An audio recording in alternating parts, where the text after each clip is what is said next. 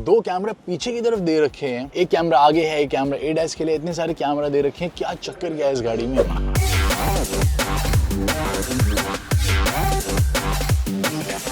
जब already market में Toyota Vellfire है, लेक्सस की LM है, देन यहाँ पे किया कार्निवल है जो कि डीजल में, यानी कि सारे petrol option, hybrid option, diesel option है, कंफर्टेबल भी है, तो उस MG M9 की जरूरत क्या थी।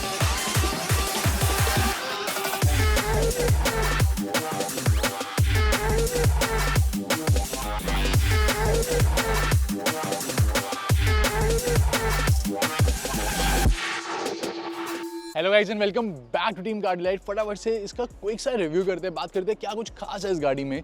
तो फर्स्ट इन सेगमेंट चीज़ों के बारे में बात कर लेते हैं। यहाँ पे आपको फ्रंट में फ्रंट स्टोरेज मिल जाता है जो कि किसी और गाड़ी में अवेलेबल नहीं है, तो काफ़ी अच्छे साइज से 55 लीटर्स का आपको फ्रंट में स्टोरेज एरिया मिलेगा। और साथ में MG की इस M9 प्रेसिडेंशियल कार में आपको यॉट स्टाइल सनरूफ मिलेगा, यानी कि फ्रंट सनरूफ भी है, पैनोरामिक सनरूफ भी है, और सारी सनरूफ ओपनेबल है, प्रॉपर ओपन हो जाती है। और जो पैनोरामिक सनरूफ है वो अप टिल आती है 3rd रो तक, यानी 3rd रो के एंड तक आती है, जो कि प्रॉपर एक बढ़िया व्यू देती है। ये सब फीचर आपको सेगमेंट राइवल कार्स में नहीं मिलेंगे। वेलफायर हो गया, कार्निवल हो गया, या फिर लेक्सस की LM हो गई, उन सब गाड़ियों में ये फीचर्स अवेलेबल नहीं है। और साथ ही में M9 प्रेसिडेंशियल कार की जो लेंथ है वो सबसे ज़्यादा है, व्हील बेस है वो सबसे ज़्यादा है, और सबसे ज़्यादा ये वाइडेस्ट भी है, यानी कि आपको यहाँ पे अंदर स्पेस भी एक्स्ट्रा मिलता है, विड्थ भी एक्स्ट्रा मिलती है, साथ में लेग रूम, हेडरूम की यहाँ पे आपको कोई भी कमी नहीं मिलने वाली।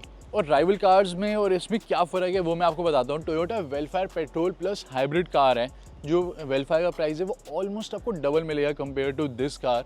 और देन लेक्सस की LM आती है जिसका प्राइस 2.1 से 2.63 CR है, एंड वो भी पेट्रोल प्लस हाइब्रिड है। और उसके अलावा आती है हमारी किया कार्निवल जो कि आपको मिलेगी सिर्फ डीजल में, वहाँ पे और कोई ऑप्शन नहीं मिलेगा। एंड इन सबको कंबाइन अगर हम करें तो यहाँ पे जो फीचर्स हैं वो सबसे ज़्यादा फीचर्स ज़्यादा अवेलेबल है, लेंथ ब्रेड्थ भी आपको ज़्यादा मिलती है, व्हील बेस ज़्यादा आपको यहाँ पे देखने को मिल जाता है।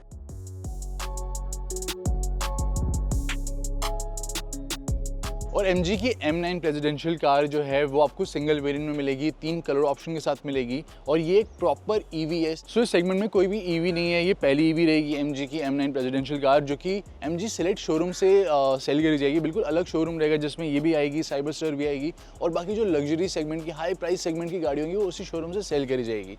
एंड साथ ही में इसकी जो क्लेम रेंज है दैट इज़ 500 से 550। आप ऑन रोड एक्सपेक्ट कर सकते हो कि आपको यहाँ पे लगभग 400 की रेंज ऑन रोड मिल जानी चाहिए। और काफ़ी सारे ऐसे फीचर्स आपको इस गाड़ी में एक्स्ट्रा मिलेंगे जो कि बाकी राइवल कार्स में अवेलेबल नहीं है। जैसे कि मैंने वो दिखाया, ड्राइवर साइड एक यहाँ पे अवेलेबल है कैमरा जो कि ड्राइवर को मॉनिटर करेगा इन केस वो स्मोक कर रहा है, वो अगर स्लीपी फील कर रहा है, या फिर अगर वो चुपके से साइड से मोबाइल चला रहा है, तो वहाँ पे आपको इंडिकेशन मिल जाएगी ऑन द इंफोटेनमेंट सिस्टम। साथ में एकूस्टिक साउंड भी बजेगी, which is first in class feature और बहुत ही बढ़िया फीचर है, because it's a chauffeur driven vehicle. Then उसके अलावा दोस्तों यहाँ पे ऑल 4 सीट्स यानी कि front seats and second row seats आपको मिलती है इलेक्ट्रिकली एडजस्टेबल। ड्राइवर साइड है 12 वे, को ड्राइवर साइड है 8 वे, दोनों पीछे वाली सीट्स आपको मिलेगी 16 वे एडजस्टेबल। चारों सीट्स आपको मिलती है हीटेड भी, कूल्ड भी, एंड इवन मसाज ऑप्शन के साथ। 8 मसाज ऑप्शन है जिसमें लो, मीडियम और हाई इंटेंसिटी आपको ऑप्शन मिल जाते हैं। दोनों फ्रंट सीट्स में आपको इजी एंट्री एग्जिट भी मिल जाएगी। ड्राइवर साइड आपने सुना होगा इजी एंट्री एग्जिट होते हैं, उस साइड नहीं होता, लेकिन उस साइड भी, पैसेंजर साइड भी आपको इजी एंट्री एंड एग्जिट मिल जाता है। एंड साथ ही में आप ओवरऑल गाड़ी की लुक देखोगे, it looks like a proper presidential car. Car की आप हाइट देख सकते हो, काफ़ी अच्छी खासी हाइट अवेलेबल है। We have got 19 inches tyre over here. Tyre का साइज है 235/55 section.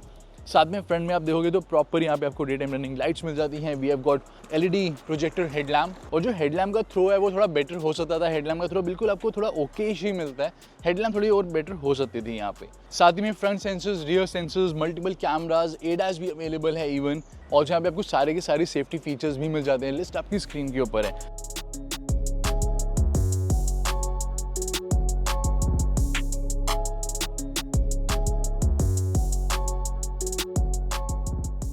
So this is the rear look. यहाँ पे आपको कनेक्टेड LED टेल लैम्प मिल जाते हैं। Then we have got 2 cameras over here. ये कैमरा है फॉर IRVM, तो IRVM में प्रॉपर आपको डिजिटल व्यू मिलेगा। उसके अलावा मैं यहाँ पे आपको दिखा देता हूँ बूट स्पेस। सो बूट स्पेस अगर आप रो को बिल्कुल पीछे कर देते तो आपको इतना मिलता है, अगर आप रो को आगे करोगे तो बूट स्पेस काफ़ी इंक्रीज हो जाता है। I will just show you. तो बूट स्पेस को कुछ आप ऐसे भी इंक्रीज कर सकते हो। एंड अब चेक करते हैं गाइस फटाफट से comfort and interiors. So this is the dashboard. आप देख सकते हो मल्टीपल टेक्सचर्स यहाँ पे यूज़ करे गए। ऊपर की साइड आपको लेदर मिलता है, यहाँ पे ब्राउन लेदर मिलता है विद वाइट स्टिचिंग, ऊपर की साइड ब्लैक लेदर है विद ब्लैक स्टिचिंग। यहाँ पे सुएड यूज़ करा गया है, तो डिफरेंट मटेरियल यूज़ करे गए हैं। 64 कलर एम्बिएंट लाइट अवेलेबल है। यहाँ पे आपको स्पीकर्स आप देख सकते हो, JBL के स्पीकर्स यहाँ पे आपको मिलते हैं। 13 स्पीकर्स टोटल मिलेंगे।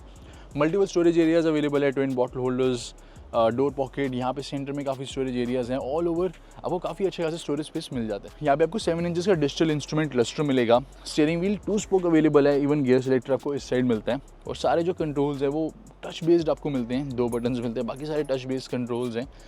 और इसके अलावा दोस्तों यहाँ पे आपको कुछ इतना बिग साइज़ का 12.3 इंचेस का इंफोटेनमेंट सिस्टम मिलेगा। यहाँ से आप विंडोज़ ओपन कर सकते हो, एम्बिएंट लाइट कंट्रोल कर सकते हो, गाड़ी की सारी फंक्शनलिटी आप यहाँ से कंट्रोल कर सकते हो। वायरलेस एप्लीकेशन पे एंड्रॉइड ऑटो सारे फीचर्स यहाँ पे अवेलेबल हैं।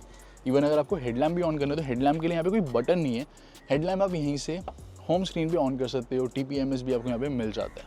और ये कार कीज़ है, यहाँ से आप लॉन्ग होल्ड करोगे तो दोनों ही डोर आप ऑटोमेटिकली ओपन कर सकते हो, क्लोज कर सकते हो, टेल गेट ओपन कर सकते हो, लॉक अनलॉक बटन है। काफ़ी प्रीमियम कीज़ आपको मिल जाती है।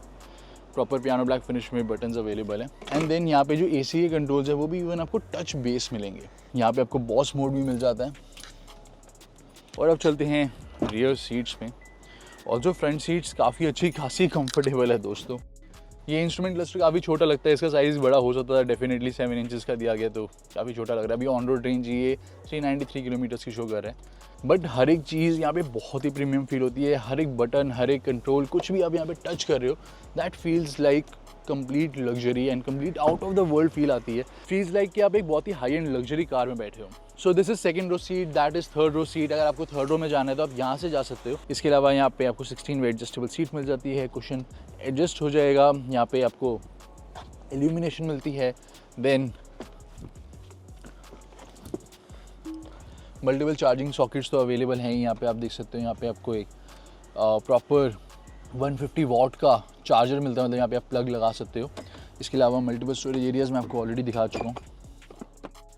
एंड देन दोस्तों ये है सीट्स। यहाँ पे आपको 5.5 इंचेस की लगभग टच स्क्रीन मिलेगी, जिससे आप सारे के सारे कंट्रोल कर सकते हो। मतलब सीट को एडजस्ट करना हो, हीटेड, वेंटिलेटेड, मसाज फंक्शन, यहाँ पे आपको कुशन को आगे पीछे करना है वो एडजस्ट कर सकते हो। उसके अलावा मेमोरी सीट का ऑप्शन मिलता है। 3 मेमोरी सीट्स अवेलेबल हैं यहाँ पे दोनों ही रियर सीट्स में। एक सीट लिंकेज है, तो सीट लिंकेज आप करोगे तो प्रॉपर ये एक बेड टाइप बन जाएगा।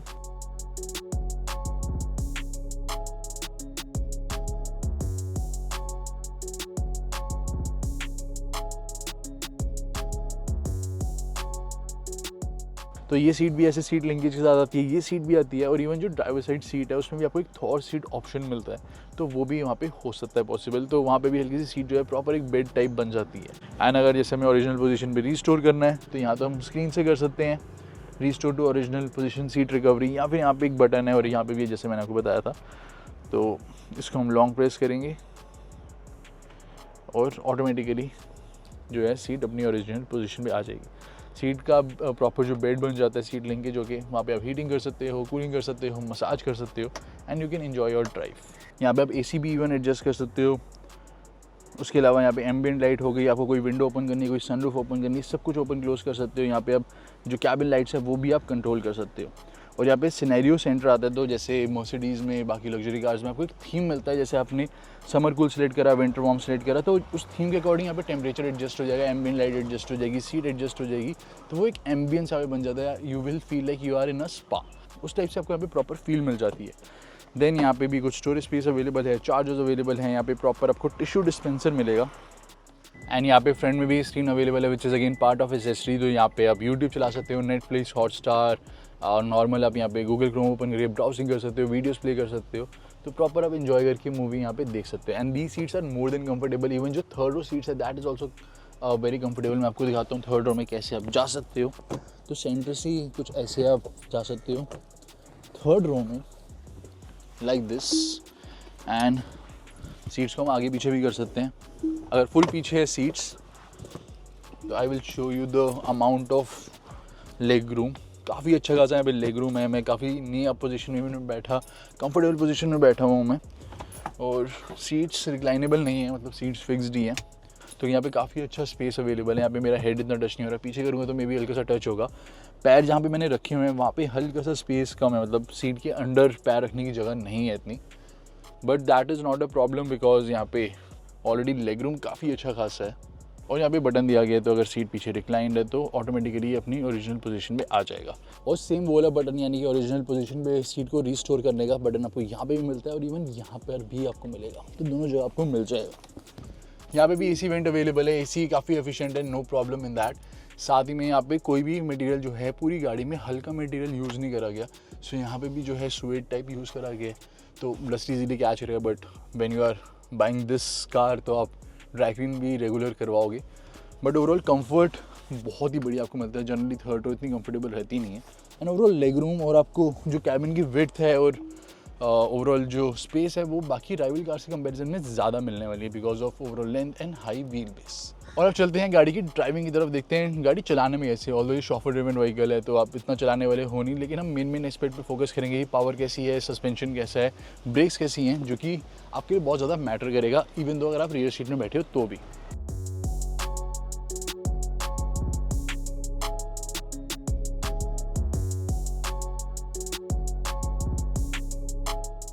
तो आप ड्राइव करते हैं MG की M9 प्रेसिडेंशियल कार को। एंड यहाँ पे आप देख सकते हो काफ़ी सारे आपको ऑप्शन मिल जाते हैं। Vehicle to load, vehicle to vehicle system भी है, तो वो भी आप यहाँ पे कर सकते हो। उसके अलावा यहाँ पे चार्जिंग मैनेजमेंट है, क्या चार्जिंग आप लिमिट कितनी आप चार्ज करना चाहते हो वो आप यहाँ पे कर सकते हो। जैसे आपने चार्ज लगाया, आप 80% तक चार्ज करना चाहते हो, नॉट 100%, तो वहाँ पे आप कर सकते हो। रिजर्व फॉर चार्जिंग ऑप्शन आपको मिल जाता है। ड्राइविंग असिस्ट, यहाँ पे ADAS के जो फीचर्स हैं वो सारे अवेलेबल हैं। उसके अलावा दोस्तों यहाँ पे ड्राइविंग प्रेफरेंस आ जाती है, auto hold, hill distance control and also we have 360 degree camera. Quality थोड़ी और इम्प्रूव हो सकती थी, यहाँ पे आपको better like proper 3D view मिल सकता था, जो कि नहीं है यहाँ पे। जो भी आपको ऑन ऑफ करना है वो आप यहाँ पे कर सकते हो।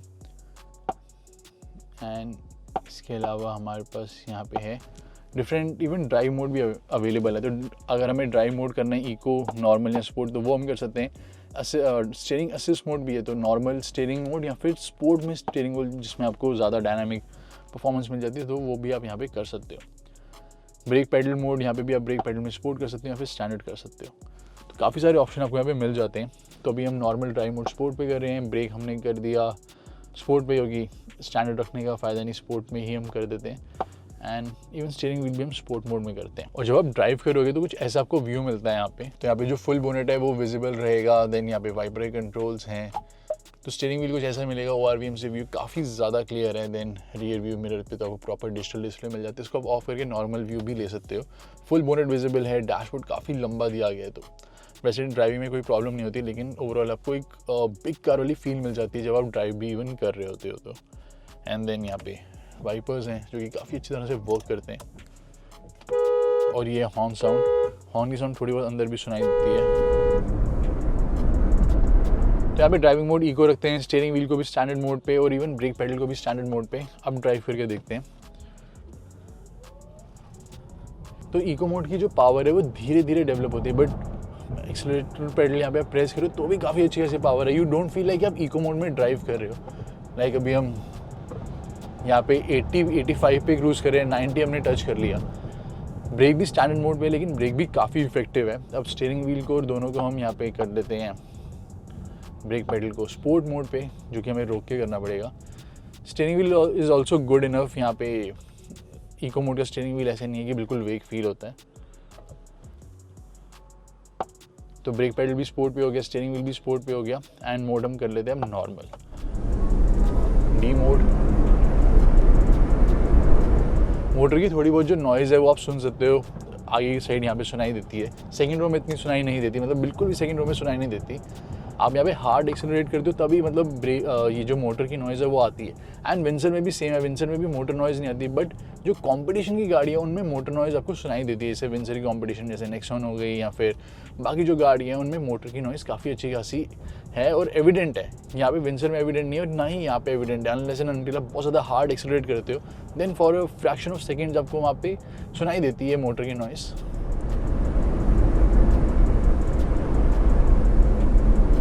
एंड इको मोड में ही काफ़ी अच्छी खासी पावर थी, नॉर्मल मोड में तो और ज़्यादा पावर है। नॉर्मल मोड ही स्पोर्ट मोड लग रहा है। एंड यहाँ पे अगर हम स्पोर्ट मोड में शिफ्ट करते हैं तो वहाँ पे आपको और अच्छी खासी पावर मिल जाएगी। देखते हैं।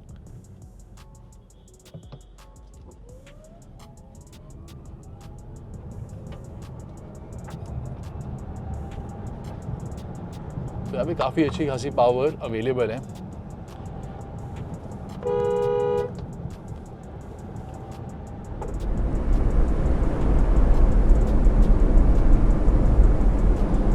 स्टीयरिंग व्हील भी काफ़ी पॉइंटेड है, मतलब कॉन्फिडेंट आपको फील करवाता है। Brakes are good enough. सेंसी अगर ये पेट्रोल या फिर डीजल गाड़ी होती तो इतना फन टू ड्राइव फैक्टर नहीं मिलता, बट ये ईवी है तो यहाँ पे जो पावर है वो काफ़ी अच्छी अवेलेबल है, तो आपको एक वो फन वाला फैक्टर यहाँ पे थोड़ा बहुत मिल जाता है। ऑल्दो वो पेट्रोल या डीजल का ग्रंट आपको नहीं मिलेगा, बट यहाँ पे एक फ़न वाला फैक्टर जो है बिकॉज ऑफ एक्स्ट्रा पावर, जैसे आप पेडल प्रेस करो आपको अच्छी खासी पावर मिल रही है, डिलीवरी मिल रही है पावर की, तो वहाँ पे आपको एक फ़न फैक्टर मिल जाता है। ओनली थिंग इज़ दैट कि यहाँ पे जो हेडलैम्प है उसकी जो थ्रो है वो काफ़ी इंप्रूव हो सकती थी, डबल प्रोजेक्टर दिया जा सकता था। Headlamp are not that much powerful.